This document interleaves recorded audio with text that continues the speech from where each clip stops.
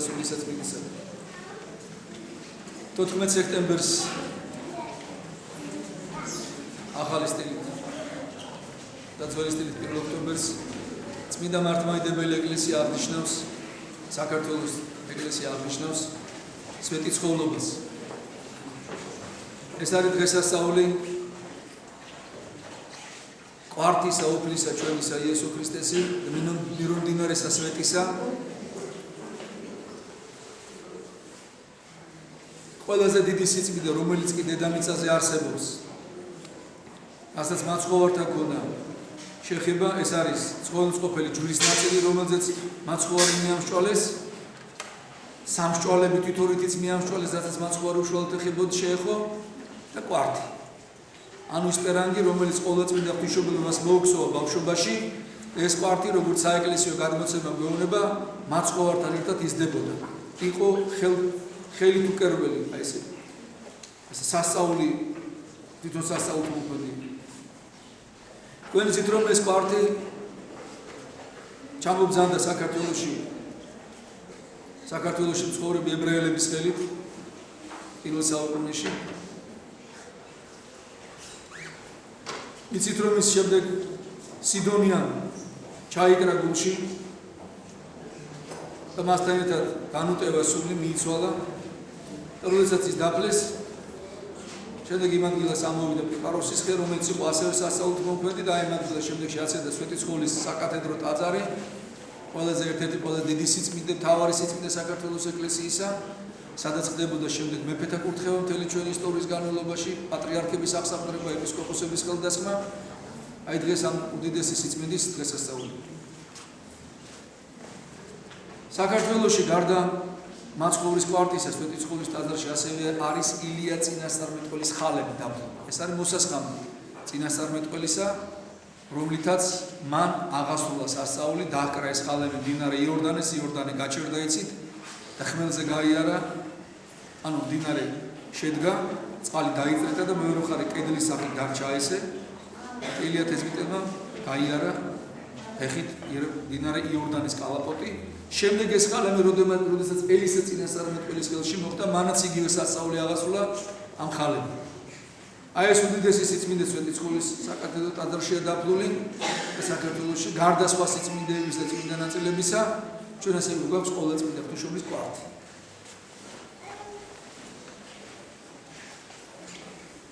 ქრისტიანობის მიღებამ მთელი ქართველი ერი გამოცნო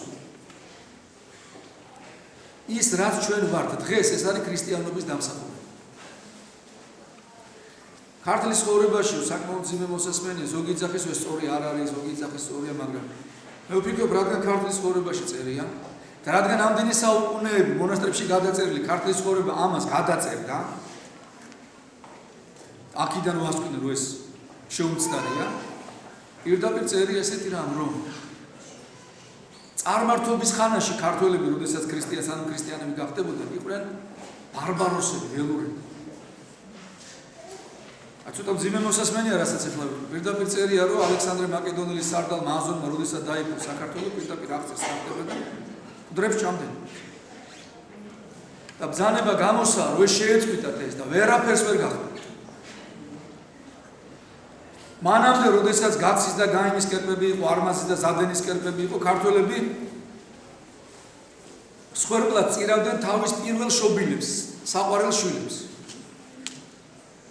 წარმოიდგინეთ რა ხალხი აი ეს ხალხი წმინდა ნინო ღვთის მადლით ყოვლადწმინდა ღვთისმშობლის კურთხევით მოაქცია და აქცია იმ ქართველებად რაც დღეს არის და მე ვფიქრობ ნამდვილად გამორჩეული ხალხი ვართ ამ პარტავნებაში რო არ ჩავარდე დიდ რამე რო არ ვიფიქრე და კარგები ვართ თუას გამორჩეულები ვართ ყველასაგან ჩვენი თვითყოფადობა გვაქვს ჩვენი ტრადიციები გვაქვს ჩვენი კულტურა გვაქვს უფროსების პატივისცემა ვიცით უმცროსების პატივისცემა ვიცით დედაშვილობა ვიცით მეგობრობა ვიცით თავგანწირვა ვიცით ქრისტესთვის თავის გაწირვა ვიცით ყოველ შემთხვევაში იცოდნენ ჩვენმა წინაპრებმა აი ეს ხალხი რომელიც ადრე საკუთარ შვილებს წირავდა კერპებს ქრისტიანობის შემდეგ უკვე საკუთარ თავს წირავდნენ ქრისტეს შვილების და ახლობლების გულისთვის ეს ხალხი რომელიც ადრე უზნეო ცხოვრებით ცხოვრობდა, აღვირახსნით ცხოვრებით ცხოვრობდა ქრისტიანობის შემდეგ ერთი ცოლის მოყვანაზე ჩამოყალიბდნენ და ეს წესა და ტრადიცია ისა და ოჯახის ერთგულობა უდიდესი მნიშვნელობა ქართული ერის ისტორიაში. აი ეს გაუკეთა ქრისტიანობამ ქართველებს ეს სტუმართ მოყვარება, მასპინძლობა, ტრის მტრულად დახვედრა, მოყრის სიყვარული, თავგანწირვა, აი ეს ყველაფერი ჩვენ ქრისტიანობამ მოგვცა. ილია მართალი, ილია ჭავჭავაძე, ჩვენი უდიდესი და საყვარელი წმინდანი. და რაც უფრო დრო გადის, მე უფრო მიყვარდება ეს ადამიანი და მიყვარდა, როგორ არ მიყვარდა, როგორ შეიძლება ადამიანს ილია მართალი არ უყვარდეს, მაგრამ აი რა წლებები მიმატება და უყურებ, როგორ თავდადებულად იბრძოდა საქართველოს ფაქტურად მარტოდ. აი მას აქვს და სამშობლოსათვის წამებულია, სამშობლოსთვის აწამეს იგი, სამშობლოსთვის მოკლეს. მას აქვს ესეთი სიტყვები, ხა ზუსტად ციტირებას ვერ მოვახდენ, ამაზე შემდგომას ვიტყვი, მაგრამ აზრს გადმოვცე. იესო ქრისტე ჯვარს ეცვა ჩვენთვისო. კაცობრიობისათვის საქართველოს ჯვარს ეცვა იესო ქრისტესთვის. ნამდვილად ეს არის მთელი საქართველოს ისტორია. ჩვენი ისტორია ეს არის თავგანწირვა იესო ქრისტესთვის, სარწმუნოებისთვის, ჩვენი ტაძრებისთვის, სიწმინდეებისთვის და მართალის სარწმუნოებისათვის, მართლმადიდებლობისათვის. წმინდანი ილია მართალი იძახის, რომ ქართველებსო სულიერი ტაძრის ასაშენებლად თუ საკუთარი ძვლები გამოუყენებიან და დუღაბად კიდე საკუთარი სისხლით. მართლა ჩვენი მიწა რო აიღო ნებისმიერ ადგილი გაჟღენთილია სისხლით მოწამეების სისხლით. ერთ რამეს ეუბნებოდნენ ქართველებს, უარყავით ქრისტე და ხელს აღარ გახლებთ. მაგრამ ჩვენმა იცოდნენ, რომ ქრისტეს უარყოფა ეს იყო არა მარტო ეს იყო სულიერი სიკვდილი. ქრისტეს უარყოფით კაცი თუ მოკვდება, ჯოჯოხეთში ხდება პირდაპირ. რადგან სახარებაში პირდაპირ წერს მაცხოვარი. ვინც მე მაღიარებს კაცთა წინაშე, მეც ვაღიარებ მას მამისა და ანგელოზების წინაშე, ვინც მე უარყოფს კაცთა წინაშე, მეც უარყოფ მას მამისა და ანგელოზების წინაშე. აი ეს სიტყვები გაზრდებოდა მთელ საქართველოს ისტორიას და ქართველები აი ამის გამო წირავდნენ თავს ქრისტიანობას, სამშობლოს მოყვას.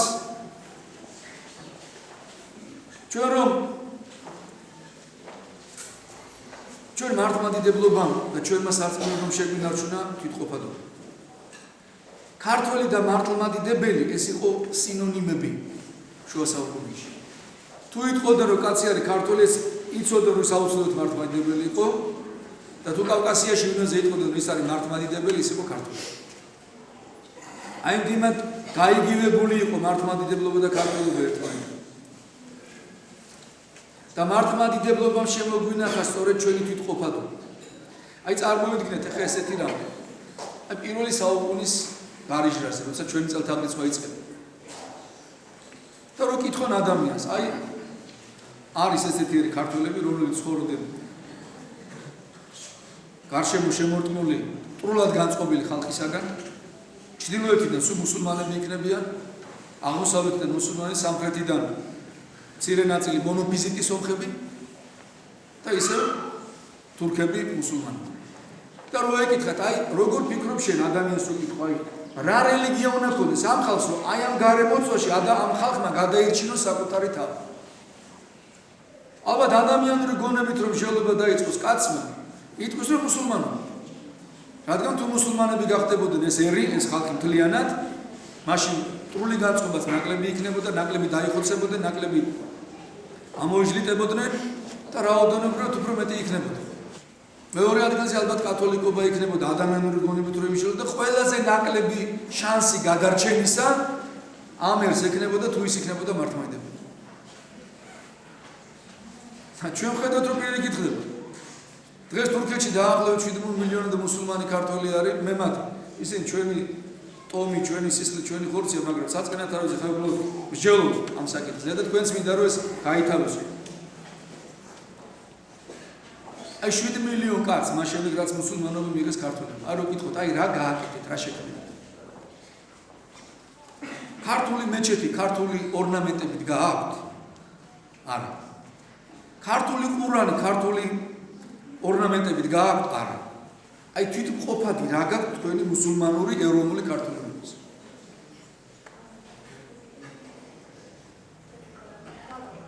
არაფერი.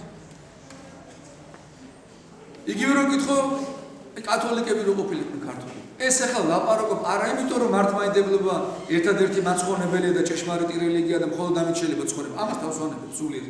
აი ყოფითზე ჩვენ გადარჩენეთ ვითყოფადობის გამოხატულებაზე ვლაპარაკობ. ცხონებას რომ თავი გავანებოთ. თუმცა ეს არის ყველაზე მთავარი.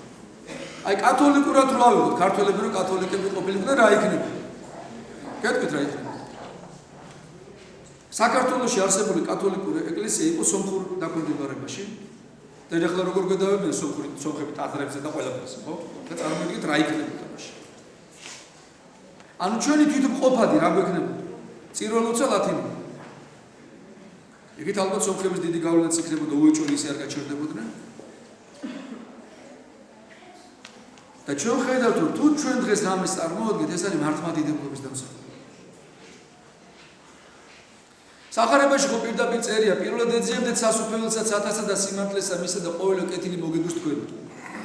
აი როდესაც ქართველებმა ნამდვილად გადაწყვიტეს, რომ ჭეშმარიტი ღვთისმსახურები ყოფილიყვნენ, ჭეშმარიტი სწავლების მიმდევრები ყოფილიყვნენ, ღმერთმა ყველაფერი მიცა. ღმერთმა მიცა ოშკის 4 თავი.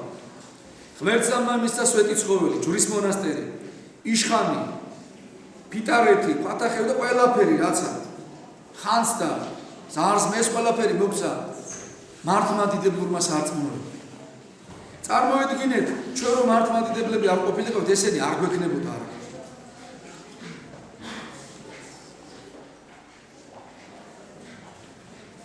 ჩვენ თუ საქართველოს ისტორიას გადავხედავთ, ეს ყოფითი იმაზე ვსაუბრობდით, რაც ახლა დღეს ნათელია და ხილულია ჩვენთვის. საქართველოს ისტორიას რომ გადავხედავთ, მაშინ როდესაც საქართველოს მართავდნენ კეთილმსახური, კეთილმორწმუნე მართლმადიდებლობის ერთგული მეფეები, ქვეყანა იყო დალაგებული, დაწყნარებული, დამშვიდებული. მის გარშემო ყოფი ქვეყნები ერთმანეთში იყვნენ დარეული, ეომებოდნენ ერთმანეთს, საქართველოს ის არ ეცალა და ამიტომ საქართველო ნელ-ნელა ძლიერდებოდა და შემდეგ აღწევდა თავის სულიერ აყვავების ხანას და ფიზიკურადაც ძლიერი ქვეყანა სწორედ მაშინ ხდებოდა, როდესაც ესეთი მეფეები მართავდნენ ქვეყანას. მაგალითისათვის დავით აღმაშენებელი.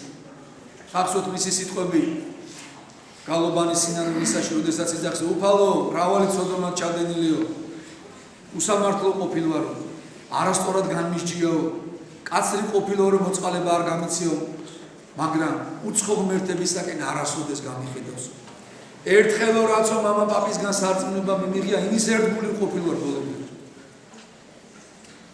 და სწორედ ამის გამო წერია, რომ ღმერთიო, ჟამითი ჟამათო, დავით მეფეს მიღმადლებდა ძლევათა საკვირველთაო. აი ამიტომ ეხმარებოდა ღმერთიო, რომ იგი ღვთისერთგული იყო სწორედ. რომ მას არასოდეს არ უღალატია ჭეშმარიტებისა და მართლმადიდებლობისათვის. ეხლა აღარ გავჩერდები იმაზე, რომ ეს მეჩეთში დადიოდა ეს ტყუილი, არაერთი ვისაუბრე, რომ ეს არის ტყუილი, რომელიც საქართველოს ქართლის ცხოვრებაში არსად არ წერია, რომ დავით აღმაშენებელი დადიოდა მეჩეთებში. ეს არის ტყუილი.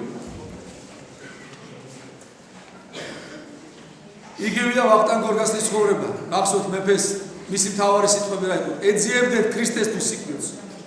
მეფე ეძიებს ქრისტესთვის სიკვდილს. ფუფუნებაში და განცხრომაში კი არ ცხოვრობ, ქრისტესთვის სიკვდილი უნდა. თამარ მეფე, გიორგი მწყინვალე. გახსოვთ, როდესაც ესეთი წერილი არის გიორგი მეხუთეს, გიორგი მწყინვალეს წერილი, რომელიც ინახება რომის ბიბლიოთეკაში, საცავებში, წიგნ საცავებში კათოლიკების.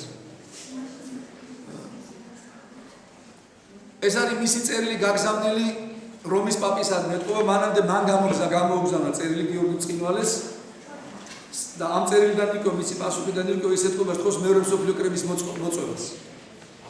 და მაშინ საქართველოს გიორგი მწყინვალის დროს იმ ფარგლებში იყო, რაც დავით აღმაშენებლის დროს იყო და ისეთი დიდება ჰქონდა, რომ იერუსალიმში იცით მხოლოდ ქართველებს ჰქონდათ ცხენებზე ამხედრებულებს შესვლის უფლება გაშლილი დროშები. ბიზანტია დაკნინებულია, შევიწროებულია ოსმალთაგან.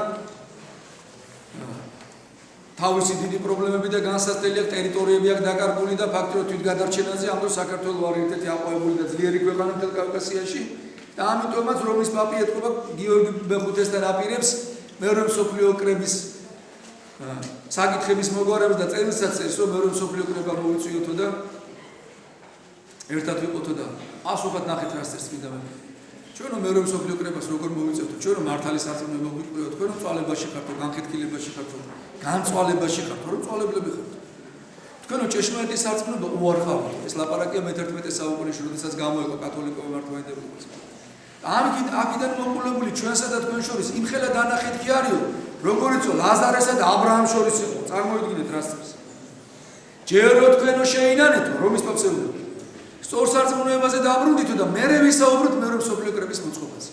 აი ესეთი დამოკიდებულებისა რო იყო გიორგი მეხუთე, ამიტომაც შექმნა მან უდიდესი იმპერია საქართველოსი და მას თავის ხალხმა ბრწყინვალე უწოდა.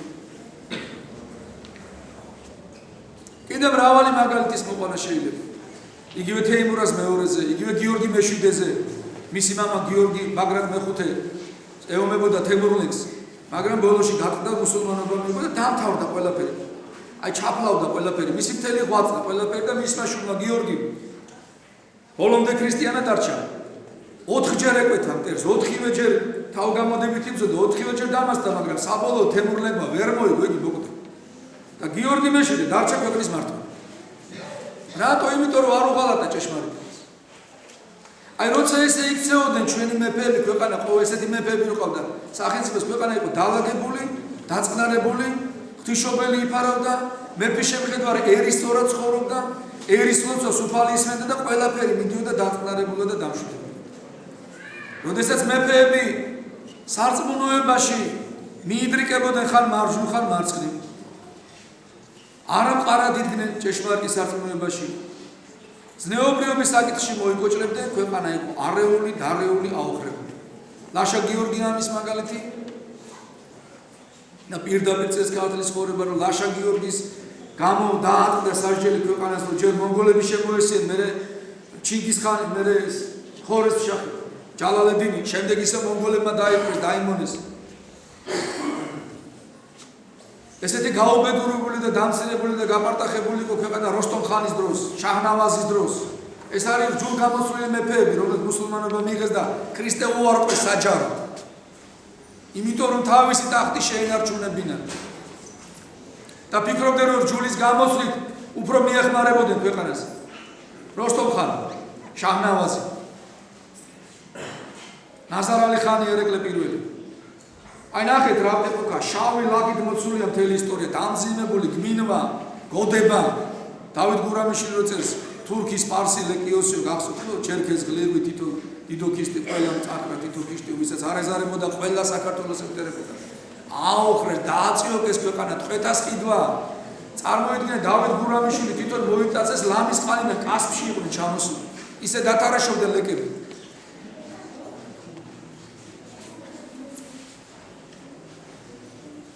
თუნდაც აი ჩვენი ძველი ხელისუფლება, რომელიც წავიდა.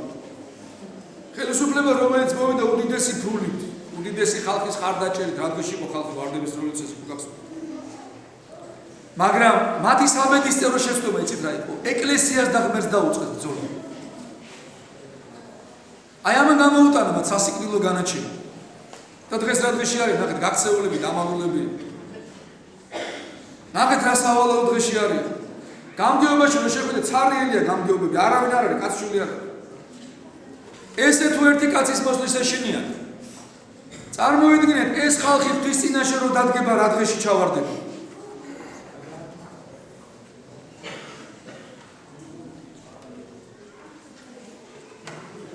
თქვენ ალბათ უყურებდით გუშინძე გადაცემა იყო, ბექამინდიაშვილი გამოდიოდა ტელევიზორში და უყურეთ რამოდენიმე დღეს. პირველ არხზე პაიჭაზე რო არის კაცი, დავით პაიჭაზე და ტრადიციულ ძველ სტილში აგინებენ პატრიარქს, ეკლესიას, მართლმადიდებლობას და აქეთა მხრიდან იყო ახალი მთავრობის წარმომადგენელი ზაქარია როხოცნაშვილი. აი ეს იყო ნათელი ნიმუში, ზაქარია როგორ იცავდა მართლმადიდებლობას და ისეთი გახარებული იყო მე მთავრობისაგან, მთავრობის წევრისაგან ესეც იყო არ გამიგია არც ერთი მთავრობის წევრისაგან. აი აქედან ჩანს ნათელი მაგალითი, თვითონ გააკეთეს ილუსტრირება საკუთარის თავის. რის გამო დამარცხდა ეს ურჯულო მთავრობა და რატომ მოვიდნენ ეს ახალი ხელისუფლება სათავეში. აქედან ჩანს მათი და თუმცა ყველა ესე არ ფიქრობს ახალ ხელისუფლებაში, მაგრამ ძირითადად მას ეს. და ვინც არ ფიქრობს, იმათვისაც კაია თუ მოусმენენ ამ საუბარს, რასაც მე ვიზრდები. აქედან ჩანს, რომ თუ ახალი მოსული ხელისუფლება ღვთის მოშიშებით დაიწყებს სახურებას, ღვთის მცნებებით, ტრადიციების დაცვით, არ დაუწყეს ბრძოლას ეკლესიას, ტრადიციებს, ზნეობრიობას, არ დაიწყებს ზრუნვას, როგორ გარყვნას ქვეყანა, როგორც წინა ხელისუფლების ერთ-ერთი მთავარი ამოცანა იყო გარყვნა ახალგაზრდობისა. ამის ნიმუშია დღევანდელი ტელევიზიები და სკოლაში სექსუალური აღზრდის შეტანის ცდილობები და უამრავი გახსოვთ პრეზიდენტი როგორ ეუბნებოდა ხალხს ბუჩქებში წადით. ეს არის ტრაგედია. ეს რომელიმე ქვეყნის მეთაურმა საკუთარ ხალხს რო კადროს იქნას გადააყენებენ იმ წუთში მარტო ამ სიტყვების გულისთვის.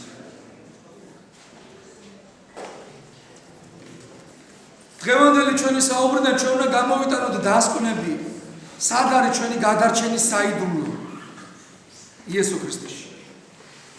თუ თქვენ სხვა რამეს მეტყვით, მომიყვანეთ ისტორიიდან მაგალითები, მე მოგისმენთ ყურადღებით და ვისაუბროთ. თუ თქვენ სხვა რამეს მეტყვით, ვერაფერს ვერ მეტყვით. ღმერთმა ჩვენი ქვეყანა დავუწოს. ღმერთმა დაიფაროს ყველა კეთილმოწმე, კეთილმსახური, ღვთის ტაძართა და ეკლესიათა მაშენებელი ადამიანები. ამ ახალ ხელისუფლებაში ბევრი არიან, ვინც ეზიარებიან, ძალიან ხშირად ეზიარებიან. აი, როგორ თქვენ დადიხართ ყოველკვირა, ესე დადის მრავალი ვიცი მათგან. ღმერთმა ქნას რომ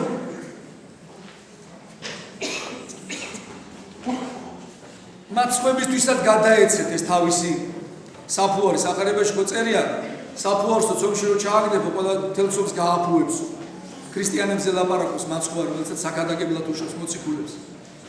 აი ესეთი საფუარი ყოფილიყოს და